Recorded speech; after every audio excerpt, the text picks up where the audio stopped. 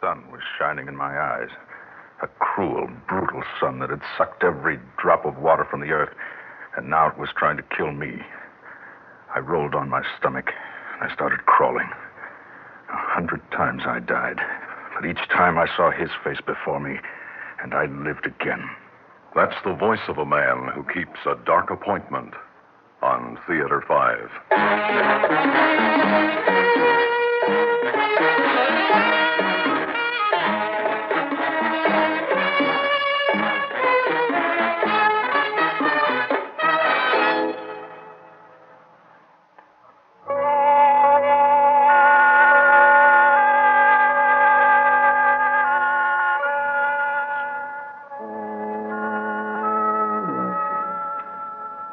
Cherry Street. Beginning of the city or the end, depending on how you look at it. That's what the man said. The beginning or the end. Well, we'll see. Mister? Yeah? Lousy night, huh? Fog cuts right through you. Goes right into your bones.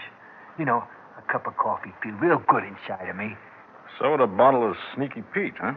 Oh, no, not me, mister. Just a cup of coffee's all I want.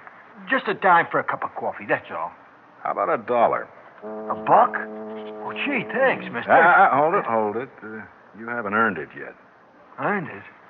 You mean you want me to work for the dollar? Mm-hmm. Oh, mister, I got a bad back. I can't... All I want is information. Oh, information? You want information? Well, sure. You just ask me anything you want to. What kind of information you want, mister? I'm looking for Jerry's Bar and Grill. Jerry's? Oh, I know Jerry's place. I figured you might. Sure. You just go straight along Cherry Street to, to Westcott. That's right, Westcott. How far is that? Only 2-3 blocks. Then what do I do? Well, you just turn on Westcott to your left. No, to your right. You're right. And you'll see Jerry's Bar. You can't miss the sign. You see it right away. No trouble at all. Now, $1, mister. You're not finished yet. Oh, you want to know something else? A few things. Where's the Ace pool room? The Ace? Oh, that's easy. It's on Cherry Street, before you make the turn on Westcott. Now, one more thing. Just one more, huh? Then I get the $1? Yeah. All right, mister. What do you want to know, huh? Where do I find Paul Darien? Huh? Paul Darien. He lives in this neighborhood. Paul, huh? Paul, let me see. Oh, yeah, sure. Paul, I know him. Well, I remember now. Oh, I've seen him around lots of times. He has a scar on his face. Yeah, sure, a scar. A deep one on his cheek. On his cheek, that's right. You can't help noticing it, you know. Why, you... Hey, Paul mister. doesn't have any scar. Hey, my... I got him. No, don't. Please don't hurt me, mister. Please. You're like the rest of them. I didn't mean no harm, mister. I don't know faces or people. I don't remember. All I want is something to drink and a warm place to sleep, that's all. Here. $1. Take it before I change my mind. Oh, thanks. Thanks, mister. I wish I could help you. Yeah. No, that's the truth. I guess you want to find this other fellow real bad, huh? That's right. Real bad.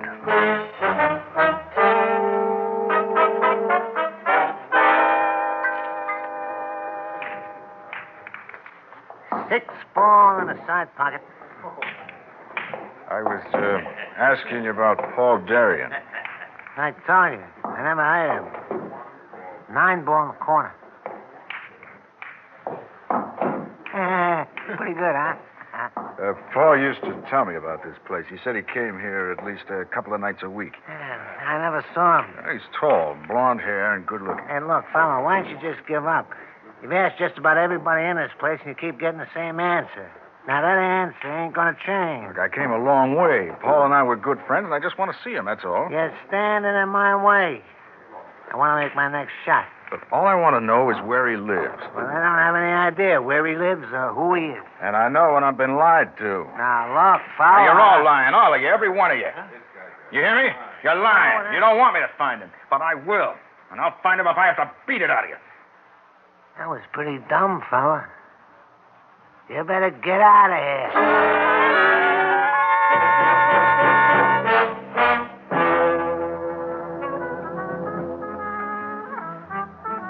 Another shot, friend? Yeah, fill it up. That'll be 40 cents. Take it out of my change. Right. I started to ask you about a friend of mine a while ago. Oh, yeah. What did you say his name was?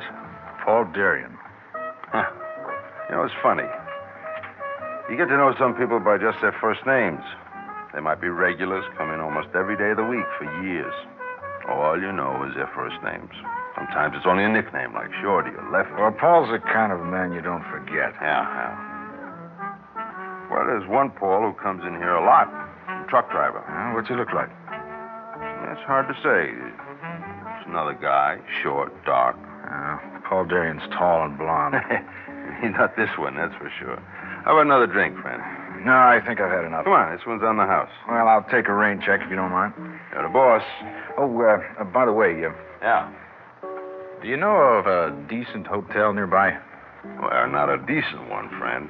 There's a lot of flop houses around here. But there's a Mercury Hotel that's about a mile away. They got real good rates by the week. But I don't know how long I'll be staying, and the rates don't bother me, but I'd like to be nearby. Well, Mercury's pretty reasonable all around.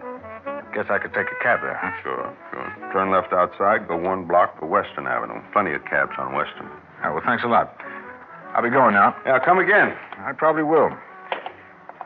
Good night. Good night, friend.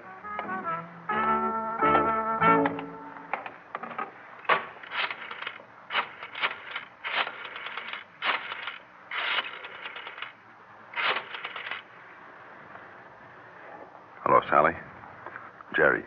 Jerry's Bar and Grill. Look, something I want to tell you. No, not on the phone. Too many people around. Fine. Okay, Sally. I'll be expecting you.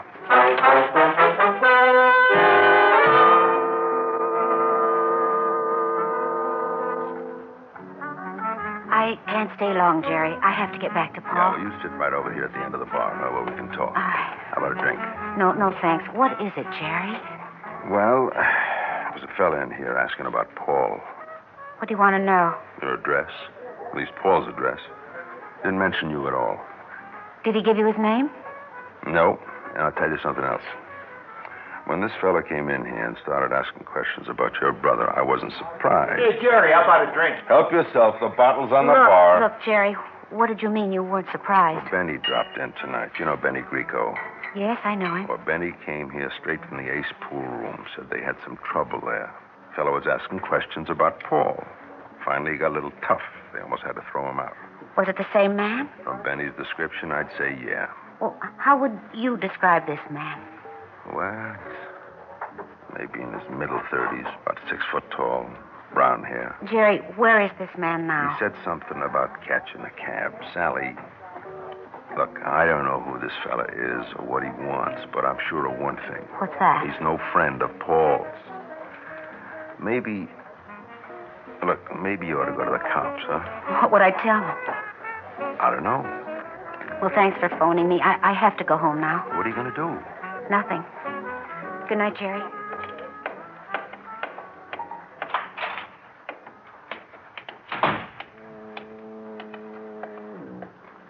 Hey, miss, can you spare a dime for a cup of coffee?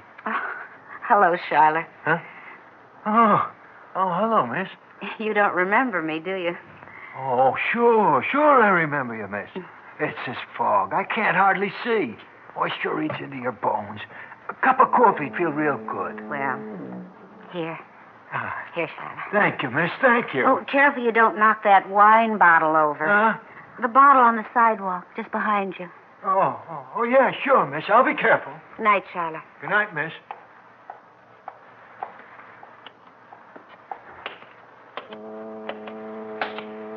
Mister, you got a dime for a Get out of my way. Huh?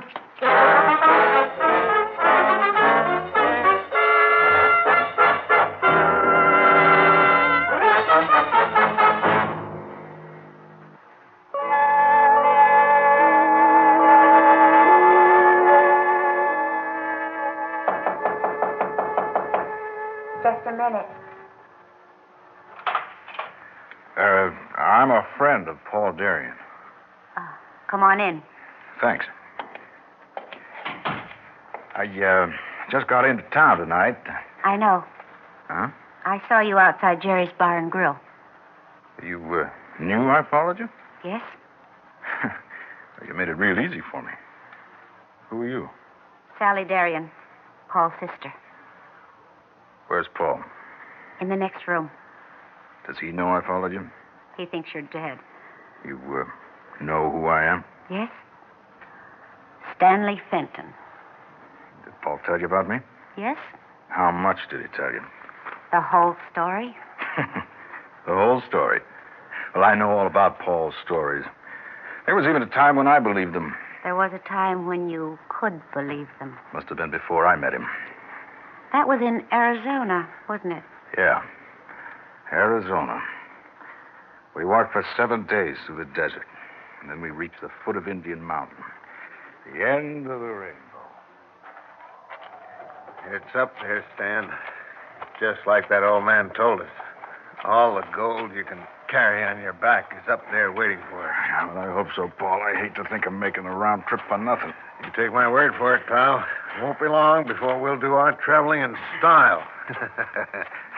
I can just see myself driving down Cherry Street in a pink Cadillac. They'll eat their hearts out. And Stan, you'll be riding right beside me. I don't know. City life doesn't appeal to me. It's the only kind of life there is. Oh, I don't mean Cherry Street. That neighborhood is strictly for losers. Well, then why do you keep talking about going back?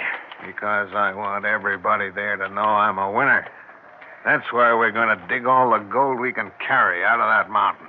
If there is any gold up there. Oh, there's gold, all right. There's got to be. There's just got to be. More than a year ago, wasn't it? 13 months. Paul told me there was gold. Yeah, plenty of it. Only you had to sluice down tons of dirt to get an ounce. We were getting 2 ounces a day. But it didn't rain. The sun baked everything beneath it. After 2 weeks, the stream we were using for our sluices became just a trickle. But Paul wanted to stay. Yeah. He kept saying that this was our one big chance. There was this dark cloud on the horizon, and Paul said it would bring rain.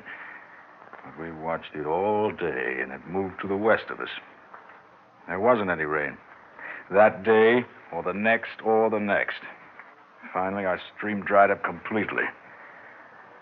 We went from one water hole to another. All of them were dried out, baked hard by the sun. Ahead of us, there was nothing but desert. We had 35 ounces of gold and a gallon of water. All we need is one rainstorm. Just one good rainstorm. Just one. Well, look at that sky. Rain doesn't come out of a sky like that. How long would it take us to get back to the river? At least 6 days.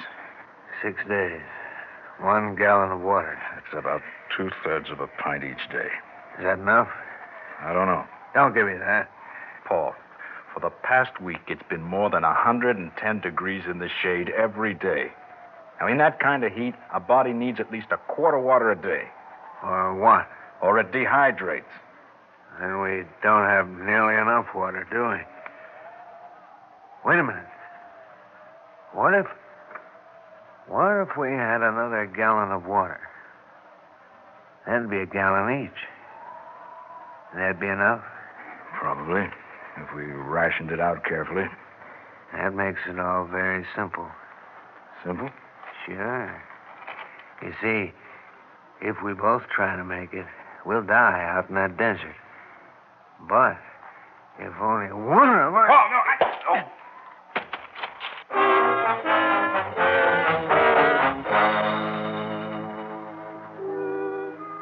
When I came to, the sun was in my eyes. I rolled onto my stomach, and then I crawled. I don't know how much time passed. I just crawled and crawled, thinking only of him. Thinking only of... Of killing him? Yeah. All right, of killing him. That is what kept me alive. But you were badly hurt, and you had no water. The prospector found me. I don't remember that part of it. They told me later. Seems he dumped his equipment and used his mule to carry me out of the desert into a hospital. For a long time, they thought I was going to die. But I knew I wouldn't. How long were you in the hospital? 8 months. I got out 5 months ago. What did you do then? I got a job. Saved my money. You see, I needed money to come here and look for Paul. Also, to buy this. Yeah, I bought this gun with my first paycheck. Oh, I cleaned it every night. And every night I imagined how it would feel to have him standing in front of me. Stan. Don't now, worry. I'm not going to hurt you. I'm not afraid of that. And don't try to talk me out Now, of it. just listen to me, please. You can't save your brother. I'm not trying to save him. I'm trying to save you. Nothing can change what's going to happen. Don't you realize what this will do to you? It'll give me some peace. Do you think a murderer can ever find peace? All right, call it satisfaction. Call it whatever you like. Stan, they'll hunt you down. They won't have to. Now get on that phone and call the police. What? Tell them what's going to happen. Tell them I'll be here waiting for them. You're throwing your life away. Well, I figure it's a fair trade. All right. Now, I'll give you just enough time to use that phone, and then you'll have to get out of here. No, I'm staying. That won't stop me. Killing him has been the only thing on my mind night and day, every second of every minute since he left me out there to die. If you kill him, you'll destroy yourself. Your hatred is a poison. It's a drug that kept me alive. Once it was, now it's something else. Yeah, you might be right about that. But it's something else. A hunger burning inside of me. A hunger that won't be satisfied until I put some bullets into him. And what happens after that? I don't care. I just don't care. But I do. Now, get away from that door. No. Now, don't force me to hurt you. I don't want to do that. Why worry about hurting me? You're going to kill a man, aren't you? Yes. If it's the last thing I do, yes. All right, Stan, all right. Let me show you this man you're going to kill. There he is, on the bed. Paul? That's Paul? It's what's left of him. Sally? Sally? I'm here, Paul. I thought I heard something. No, dear, it's all right. No, it was his voice. I'm sure of it. Sally, I see him. No. I see him. No, dear, no. But there's someone... It's the doctor. Oh. He gave you some medicine, and he stopped by to see how you are. Looks just like him. No, the light plays tricks with your eyes, Paul. Yes, it can't be him, can it? No, dear, of course not. I killed him. That's why my arm was paralyzed, huh? It's my punishment. And I wouldn't be punished if he was still alive. Oh, dear, close your eyes. Yeah. I imagine things. I see things that aren't really there. Go to sleep. You never know when I'm dreaming or when it's real. You know, stay near me. Yes, Paul. I get so frightened when I get... Well, there he is, Stan. There's the man you want to kill. I swore I would. All you have to do is raise the gun. It'll take only a split second, but you'll have the rest of your life to think about it. Stan, listen to me. Listen and believe me. There's a world out there that has good things in it, wonderful things. Don't throw it away because of him. He said his arm was paralyzed. That's his guilt. That's his guilt.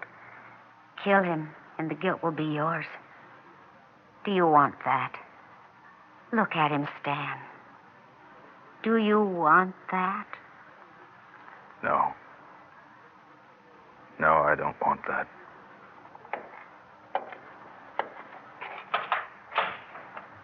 Goodbye, Sally.